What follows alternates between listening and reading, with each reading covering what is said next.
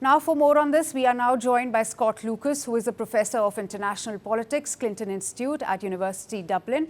Scott, welcome to Firstpost. Thank you so much. How effective is India's recent action against spark terror? Well, I think this was to be expected, that after the attack in Pahalgam 2 weeks ago, in which at least 26 tourists were killed by gunmen, India was going to strike at what you're calling the terrorist camps, the camps of the militants that are on the Pakistan side of Kashmir in Sindh. India, of course, says we targeted the camps of the militants. We hit 9 sites. All of the casualties will be militants. Pakistan will say that there were civilians that actually were killed in these attacks and that civilian sites were also hit. This always occurs with this type of incident, as we saw in 2019. Pakistan is also claiming that it shot down 5 Indian fighter jets and Indian drones. Again, that's to be expected. Pakistan will claim that. In 2019, you might remember that the skirmish, if you want to call it that, at that point, Pakistan did shoot down a couple of Indian warplanes and both sides pulled back. The question here, I think, is not as of effectiveness. Fact is, India has made clear that it will not tolerate these attacks by gunmen, that it blames the Pakistan government for supporting them. Will India escalate with further attacks inside Pakistan? And especially on this occasion, they did not cross into Pakistani airspace. Would they do so on the next attack? And then would Pakistan respond by attacking India by going into its airspace? I think the hope is, for the sake of the people of Kashmir, for the sake of people in India and Pakistan, everybody takes a step back. Everybody takes a step back now, because if you have an escalation of this violence, there will be no winners in this. Right. What impact does the timing of India's response have on its counterterrorism strategy? Well, again, I'm not sure the timing is as important here. At some point, India was going to respond. What's actually interesting is the juxtaposition of the timing with what's happening elsewhere with India.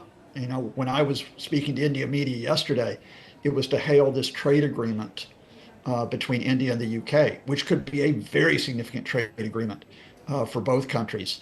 But the fact here is that India is presenting itself, I think rightly, as a global power that wants to expand its influence politically and economically. Any war with Pakistan, any expansion of the operations where you have India and Pakistan in a very destabilizing situation, that's going to affect India's hope to project its political and economic strength internationally.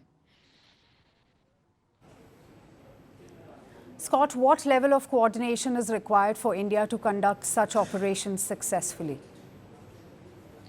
Well, again, India is going to make the argument that they did do this successfully. And you've seen the press conference, you've seen the videos that are carried out.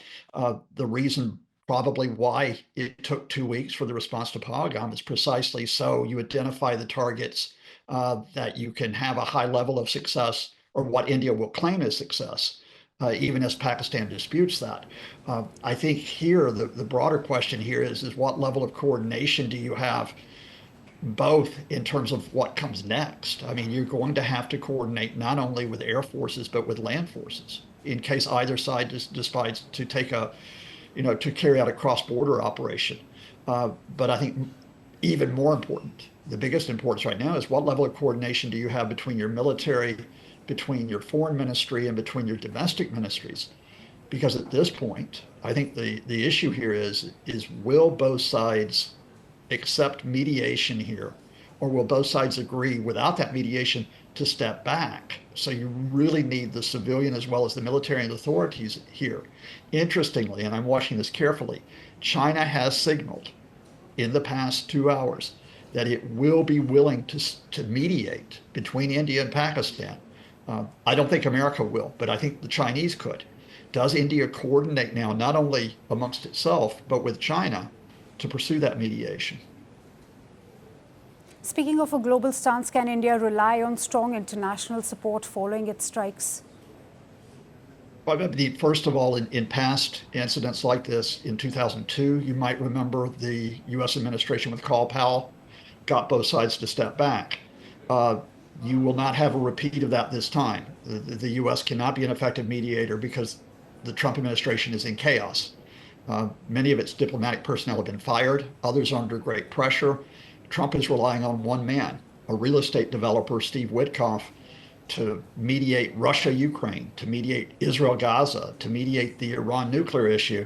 You know, the Trump administration has effectively checked out effectively. The European Union historically has not really been seen as a mediator in these issues. Now they will express concern. And again, I emphasize beyond the European Union, this trade agreement with the UK raises the question as to whether the UK will say to India, we really would like this situation to stabilize. The United Nations will express concern, but will Pakistan and India accept the authority of the UN to effectively say, look, let's de-escalate? Right now, unless India and Pakistan each express a willingness for someone to come in and mediate and to de-escalate the situation, everyone's pretty much on the sidelines.